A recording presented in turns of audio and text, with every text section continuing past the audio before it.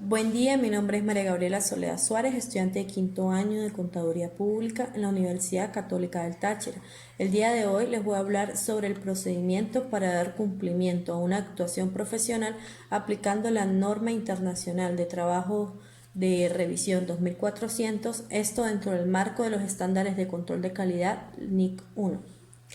La finalidad de la norma internacional de trabajo de revisión es proporcionar lineamientos sobre las responsabilidades profesionales del contador público, en caso de que, sin ser el auditor de una entidad, lleve a cabo un trabajo de revisión de los estados financieros. Asimismo, sobre la forma y contenido del informe que el auditor emite en relación con dicha revisión. Anteriormente era conocida como la NIA 920. En Venezuela, esta norma sustituyó los trabajos profesionales por la CEP 2, que estuvo vigente hasta marzo del 2015. El objetivo de una revisión de estados financieros es permitir al auditor manifestar si, basado en la utilización de procedimientos que no proporcionan toda la evidencia que requiere una auditoría, ha llegado a su conocimiento algún asunto que le haga pensar que la información no está preparada en todos sus aspectos importantes, de acuerdo con el marco contable aplicable. Al momento de realizar un trabajo de revisión, se debe tener en cuenta los principios básicos que rigen la responsabilidad profesional del auditor, que se encuentran establecidos en el Código de Ética Profesional promulgado por el IFAC. Antes de aceptar el trabajo, el auditor y el cliente deberán acordar los términos, los cuales deben establecerse en la carta de convenio. Una carta de convenio es de gran ayuda para planear el trabajo de revisión. Confirma la aceptación del nombramiento del auditor y ayuda a evitar malos entendidos, como los objetivos y alcances del trabajo, el grado de responsabilidad del auditor y la forma de los informes a seguir.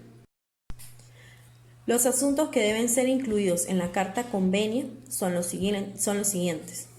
El objetivo del servicio realizado, la responsabilidad de la administración por los estados financieros, el alcance de la revisión, el acceso ilimitado a cualquier registro, documentación u otra información solicitada relacionada con la revisión.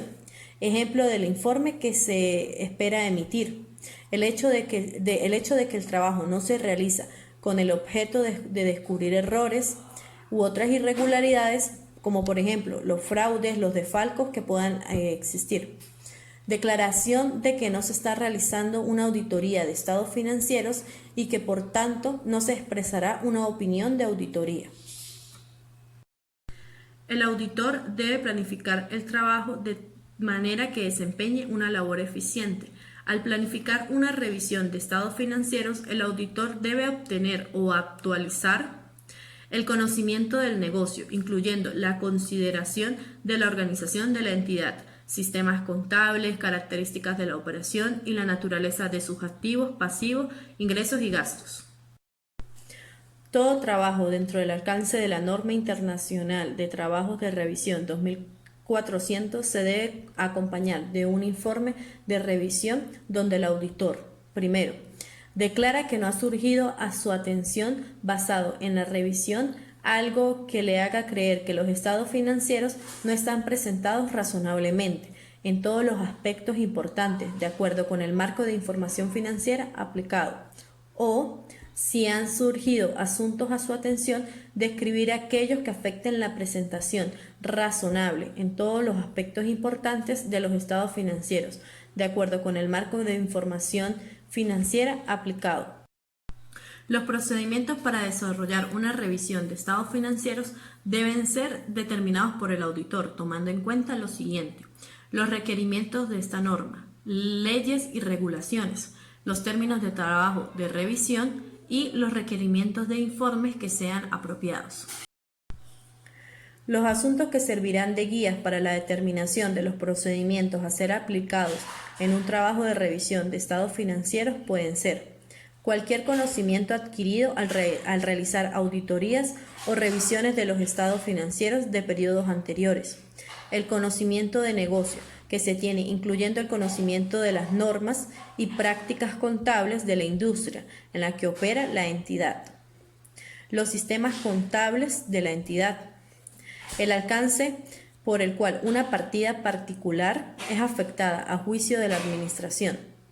la materialidad de las transacciones y los saldos de cuentas. El auditor debe fechar el informe de revisión en la fecha en la cual la revisión es terminada, lo que incluye aplicar procedimientos relativos a eventos que ocurren hasta la fecha del informe. Sin embargo, ya que la responsabilidad del auditor es informar sobre los estados financieros preparados y presentados por la administración, el auditor no debe fechar el informe de revisión antes de la fecha en la cual los estados financieros fueron aprobados por la administración.